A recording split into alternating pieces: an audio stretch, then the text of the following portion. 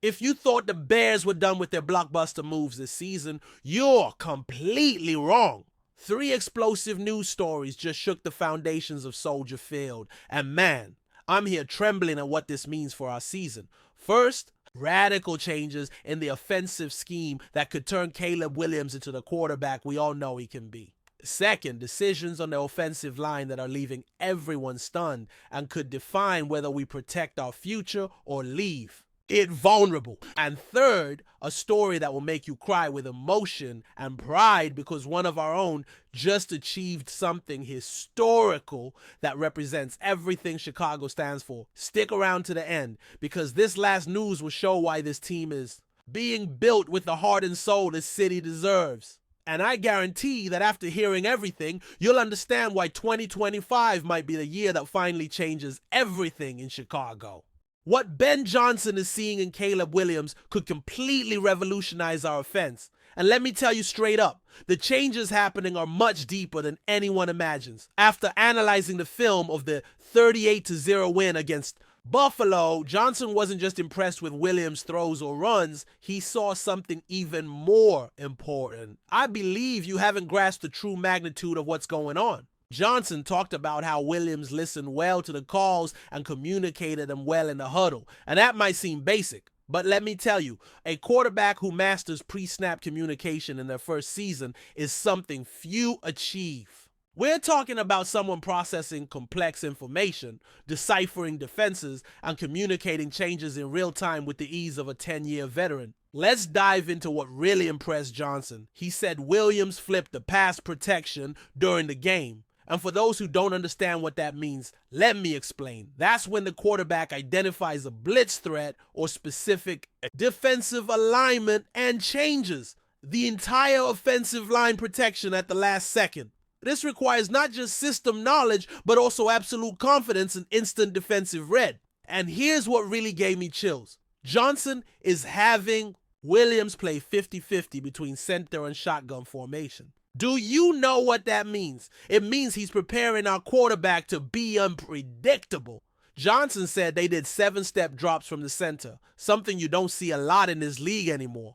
Let me explain why this is revolutionary. In the 70s, then yield and dead 70s and E's, 7-step drops were common because they allowed for longer routes and more elaborate plays. Nowadays, with faster and more aggressive defenses, most teams have abandoned this in favor of the shotgun to give the quarterback more time. But Johnson is bringing it back because he knows modern defenses are not prepared for this. Imagine the confusion this will cause against opposing defenses. They'll study Bears film and won't be able to predict if Williams will be in shotgun for a quick play or a center for a 7-step drop that could result in a 40-yard bomb. That's strategic genius. Let me ask you something. Do you think this is a coincidence? I'll tell you it's not. Johnson is creating an offense that can adapt to any defense, and Williams is soaking it up like a sponge. When Johnson says, I think we'll have the ability to do whatever we want any given week, he's not bluffing. But there's more.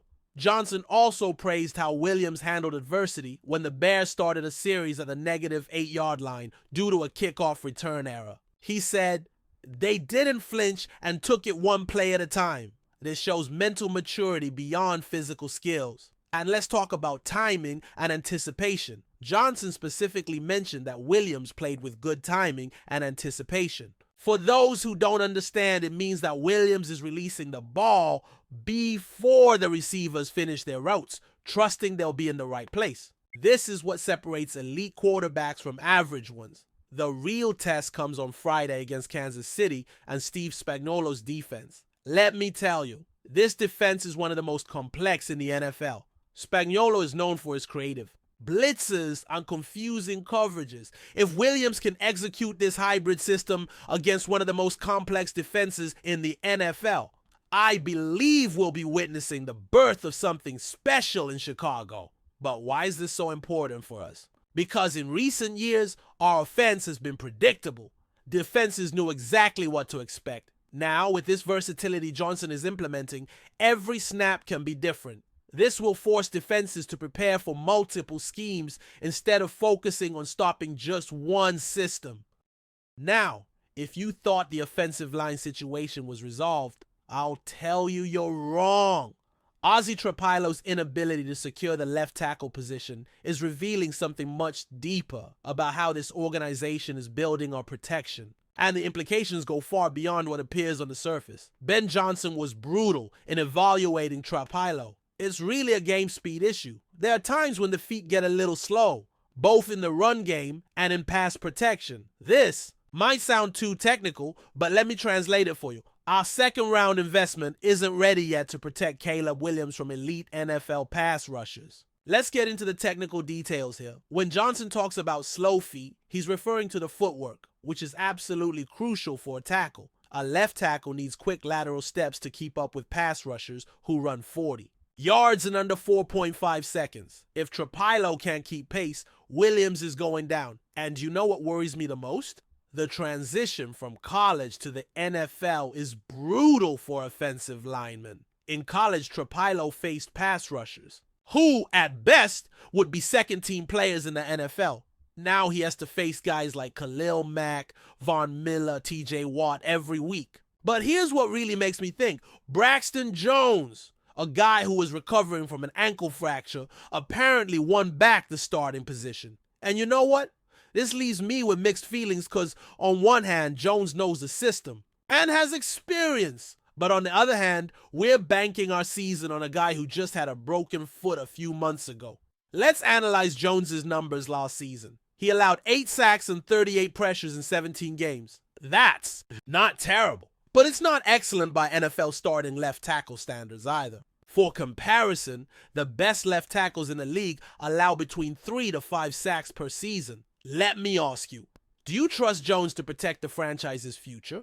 Because if he can't get the job done, Caleb Williams will suffer the consequences. And we all know how that ends in Chicago. How many promising quarterbacks have we seen destroyed by inadequate offensive lines? What's most concerning is that Kiran Amegadjie, who was supposed to be our prototypical left tackle with his 91-centimeter arms, is playing on the third team. How can a guy with these perfect physical measurables not even make it to the second team? Long arms are one of the most important traits for a tackle because they allow keeping pass rushers away from the body. Amegadjie was drafted specifically to be developed in the position. He's 1.98 meters tall, weighs 136 kilograms, and has arm reach that most scouts consider ideal for the position. But apparently, the technical skills are still not at the necessary level. This raises questions about our player development process. Ryan Poles might be questioned for this Trapilo pick, but I believe it's too early to fully judge. Let's look at historical data. In the 2023 and 2024 drafts, only 5 of 12 second-round selected offensive linemen managed to be starters in the first week. The average debut for a second-round player is in week 3, and they average only 11 games as rookies. This shows us that developing offensive linemen is a long and complicated process. Even first-round guys sometimes take an entire year to adjust to the NFL pace. So while it's disappointing, it's not necessarily a failure yet. But here's my biggest worry. Ryan Poles mentioned he's considering moving players around. He talked about the possibility of using some guys as guards instead of tackles. This makes me think our offensive line depth might be worse than we thought. If Trapilo ends up being moved to right tackle or guard, and Amegadjie remains on the third team, our depth in the most important position of the offensive line will be practically non-existent. And in a league where injuries happen every week, that's a recipe for disaster. The reality is that protecting Caleb Williams should be our absolute priority. This guy is our future, our most important investment. If we can't give him adequate protection, all of Ben Johnson's brilliant schemes won't matter. And now we come to the news that will truly touch every Bears fan's heart. And I guarantee that when I finish telling this story, you'll understand why this moment is much larger than football. Tyson Beagan just signed a 2-year, $10 million extension. And man, when you hear all the details of this kid's journey, you'll understand why this team is being built with true soul. This kid, who grew up in Martinsburg, West Virginia, whose father didn't even have running water until high school, just became one of the highest paid backup quarterbacks in the NFL. But let me tell the whole story, because it's much deeper than just money. Beagan cried on the podium and said, "I really don't know anyone at home with money, so it's nice, and it's certainly a weight off my and my family's shoulders." But folks, you need to understand where this kid came from. Martinsburg, West Virginia, is a small town where the main industry was mining or manufacturing, sectors devastated in recent decades. When Beagan talks about his father not having running water until high school, we're talking about the 90s and 2000s. This isn't ancient history, it's recent reality.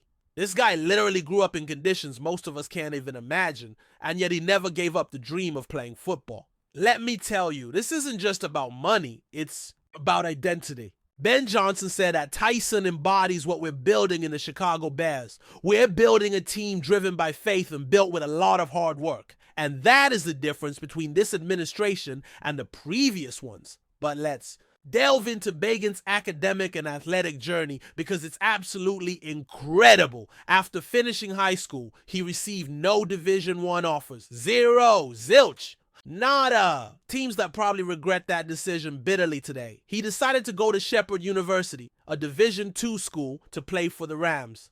And man, what he did there was historical. In his first year, even as a freshman, he led the team to a 7-3 record as a starter. That's impressive for a freshman, but it was just the beginning. In his second year, his stats exploded. 9-3 record, averaging 362.4 yards per game and 32 touchdowns. To put that in perspective, these are elite numbers even by Division I standards. He was playing like a seasoned veteran still in his sophomore year. Then came 2020 and the pandemic canceled the season. Any other guy might have given up, used it as an excuse, but not Tyson Beagan.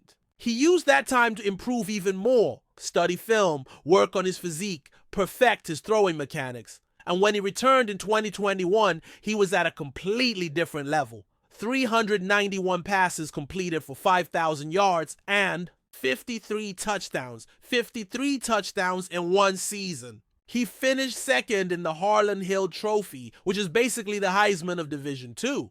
But here comes the part that most impresses me. Beagan tested the transfer portal, visited Division I schools that finally recognized his talent, but decided to return to Shepherd to finish his career where it started. That shows loyalty and character you often don't see in modern sports. And what he did in his final year was simply legendary. 13-2 record, 400 passes completed for 4,580 yards with 70% accuracy, 41 touchdowns, and only 8 interceptions. Those numbers are insane even by professional standards. He became Shepherd's all-time leader in all major categories. 1,400 passes completed, 17,034 air yards, and 159 air touchdowns. This guy rewrote the school's record books. But even with these absurd numbers, few NFL scouts paid attention. Why? Because he played in Division II. Because he didn't have the pedigree of big schools. Because he didn't fit the mold of what teams traditionally look for. When the 2023 draft came, his name wasn't even mentioned. That's right, 200 IA. 59 players were selected, and no team thought Tyson Beagan was worth even a 7th-round pick. That must have hurt deeply, but he didn't give up. The Bears invited him to the rookie minicamp as an undrafted free agent. Imagine the pressure. A guy from a small school competing against quarterbacks from Alabama, Georgia, Ohio State. But he only survived, he impressed. Do you remember the first time he took the field for us? It was against Las Vegas, a desperate situation because Justin Fields was injured. Everyone expected him to be eaten alive. And what happened? He won the game. 162 yards, 1 touchdown, no interceptions, 30-12 victory, and it wasn't luck. The following week against Carolina, he played even better. 204 yards, 2 touchdowns, 104.4 quarterback rating. In his third game against Minnesota, he showed he could compete even when the game was tight. In total, in his rookie season, he completed 94 passes for 859 yards with 65.7% accuracy. 3 air touchdowns, 2 rushing touchdowns, and only 6 interceptions. For an undrafted guy playing his first NFL season, those numbers are excellent. But 2024 was even more impressive. When called upon again, he showed growth and maturity. In 4 appearances, he proved it wasn't just beginner's luck. He truly belongs at this level. And now here comes the reward. A 2-year, $10 million contract. To put that in perspective, it places him among the top 10 highest paid backup quarterbacks in the NFL. Ahead of guys who were first-round picks but never proved anything. Let me ask you, do you think Beagan with this contract will get complacent? I believe he will fight even harder because this guy knows where he came from and knows there's an entire family, an entire city, the whole state of West Virginia counting on him. And let's talk about what this means strategically for the Bears. In a league where having a reliable backup quarterback can make the difference between playoffs and staying home, we now have one of the best situations in the NFL. Caleb Williams as our future, and Tyson Beagan as someone who can actually win games if necessary. Compare this to other teams. How many franchises genuinely trust their backups?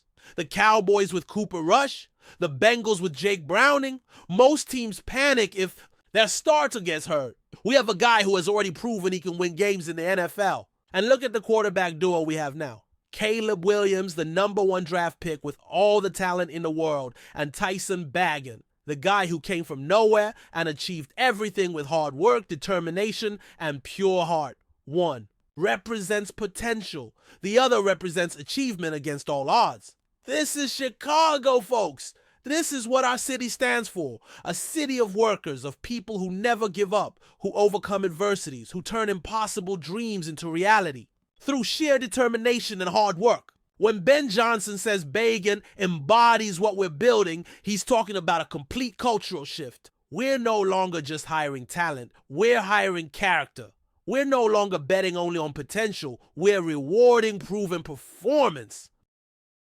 Folks, after delving deeply into these 3 pieces of news, I'll be completely honest with you. We're witnessing the construction of something special in Chicago. Each of these news items individually would be significant. Together, they paint the picture of an organization that has finally figured out what it takes to succeed in the modern NFL. The evolution of Caleb Williams under Ben Johnson isn't just about improving a young quarterback. It's about implementing an offensive system that can adapt and evolve, that keeps defenses guessing, that maximizes individual talents while creating systematic advantages. The challenges on the offensive line aren't just about protecting the quarterback.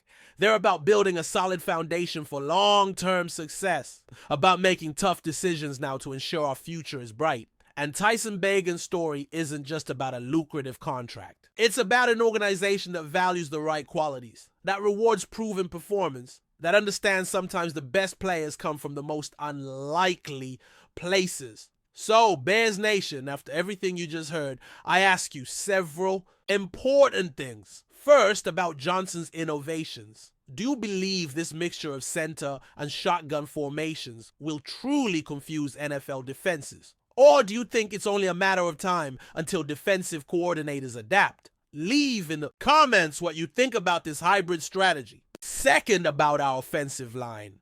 Are you more worried about a current situation or confident that things will gel throughout the season? And what do you think about Emegaji on the third team? Should we be concerned, or is it normal for a young player still developing? Third, about Tyson Beagan. Do you believe the $10 million for a backup quarterback was money well spent, or did the Bears overdo it? And more importantly, do you believe having this security in the backup position will allow Caleb Williams to play more freely, knowing there's someone reliable behind him? I believe these 3 news stories together show an organization that finally has a clear vision and is executing that vision with precision. But I want to know what you think. This community we're building here is a true family where we discuss, debate, and celebrate every moment of our Chicago Bears together. Each of you brings a unique perspective, different experiences, insights that enrich our collective understanding of what's happening with our team. If you want to be part of this family that lives and breathes navy blue and orange every day, that analyzes every move of the organization, that celebrates every victory and suffers with every defeat together, click to subscribe now. Because I guarantee tomorrow we'll have more explosive news, more exclusive analysis, more content you won't find anywhere else. And you can't miss what's coming for our season, because 2025 is shaping up to be a historic year in Chicago. Subscribe now, leave a like on this video if it added value to you. Share with every Bears fan you know, because this information needs to reach our whole community. And let's root together for 2025 to finally be the year Chicago is back where it deserves to be, at the top of the NFL. Bear down Chicago. See you in the next explosive analysis. Until then, family.